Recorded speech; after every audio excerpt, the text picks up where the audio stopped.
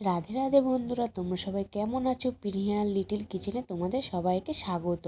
তো চলো, আমি আজকে করব আলু ফুলকপির মহারানি। কিভাবে করব সেটাই তোমাদের সাথে শেয়ার করব। তো চলো তোমরা তাহলে দেখতে থাকো। তো দেখো, আমি আলু আর ফুলকপির মহারানি বানানোর জন্য আমি আলুগুলো কেটে নিয়েছি, তারপরে নিয়েছি ফুলকপি, নিয়েছি কিছু ক্যাপসিকাম আর টমেটো আর ধনের পাতা।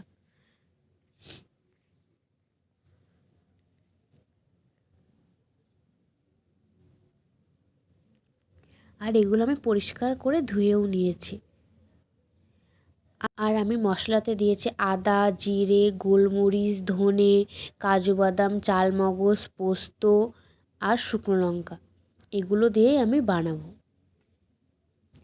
তো চলো তাহলে দেখতে থাকো তোমরা কিভাবে করছি। তো দাঁড়াও, প্রথমে আমি একটু গ্যাসটাকে জ্বালিয়ে নিই। তো চলো দেখো, তাহলে প্রথমে কড়াইটা আমি বসিয়ে দিয়েছি। কড়াইটা গরম হয়ে গেছে, এবার দিয়ে দেবো আমি তেল।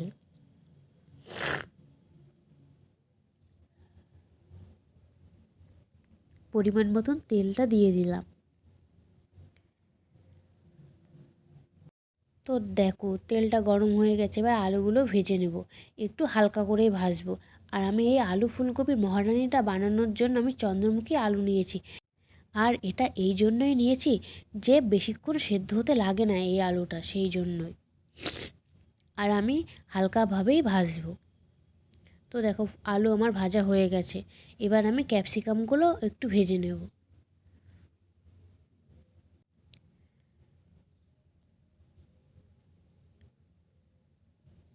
তো ক্যাপসিকামটা আমার ভাজা হয়ে গেছে, এবার আমি সেই তেলে দিয়ে দেব ফুলকপি।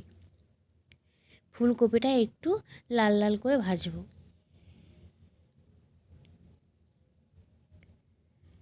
আর একটু পরিমাণ মতো নুন আর হলুদ দেব।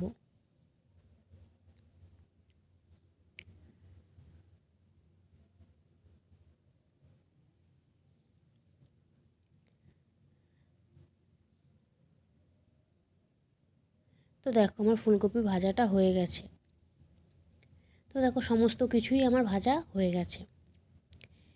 এবার আমি সেই তেলেই জিরে, তেজপাতা আর গোটা গরম মশলা ফোড়ন দেব। সামান্য একটু তেল লাগবে বলে একটু তেলও দিয়েছিলাম। তো দেখো, একটু ভেজে নিলাম, নিয়ে দিয়ে দেব টমেটো কুচি।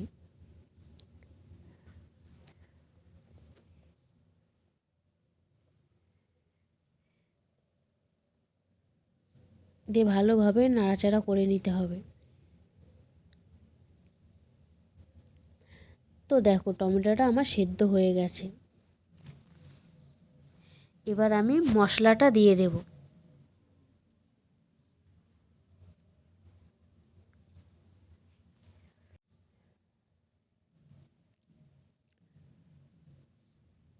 তো দেখো, মশলাটা আমার দেওয়া হয়ে গেছে, এবার ভালোভাবে একটু কষে নেব। আর পরিমাণ মতো নুন আর হলুদও দিয়ে দেব।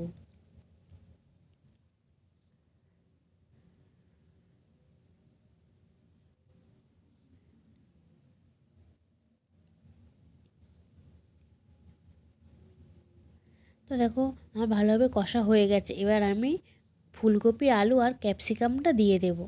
দিয়ে ভালোভাবে কষাতে হবে। আর এই আলু ফুলকপির মহারানিতে আমি কিন্তু ঝোল তো করবই না, সেই জন্য আমি অল্প অল্প জল দিয়ে ঢাকা দিয়ে আমি এই জিনিসগুলো সেদ্ধ করব। তো দেখো, এবার ঢাকাটা আমি দিয়ে দিলাম, ঢাকাটা খুললাম।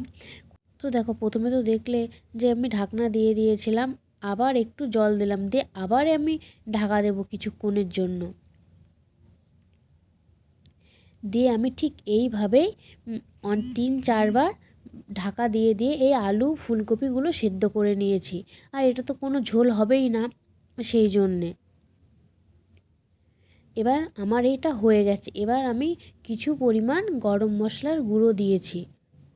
আর নামানোর আগে আমি একটু ঘি দিয়ে দেব। তো বন্ধুরা, এই শীতকালে আলু ফুলকপির মহারানি তোমাদের কাদের কাদের পছন্দ অবশ্যই আমাকে একটু কমেন্ট করে বলবে। আর আমার এই রেসিপিটি ভালো লাগলে অবশ্যই লাইক কমেন্ট শেয়ার করবে আর সাবস্ক্রাইব করতে কিন্তু একদম ভুলবে না। তো দেখো আলু ফুলকপির মহারানিটা আমার হয়ে গেছে, ওপর থেকে একটু ধনের পাতা কুচি দিয়ে দিয়েছি। তো দেখো বন্ধুরা, এটা দেখতেও যতটা সুন্দর হয়েছে ঠিক খেতে কিন্তু ততটাই সুন্দর হয়েছিল। আর আমার এই রেসিপি সবার আগে পেতে হলে আমার চ্যানেলটি সাবস্ক্রাইব করে রাখো তোমরা। আর তোমরা সবাই ভালো থাকো, সুস্থ থাকো, রাধে রাধে। দেখা হবে নেক্সট একটি ব্লগে।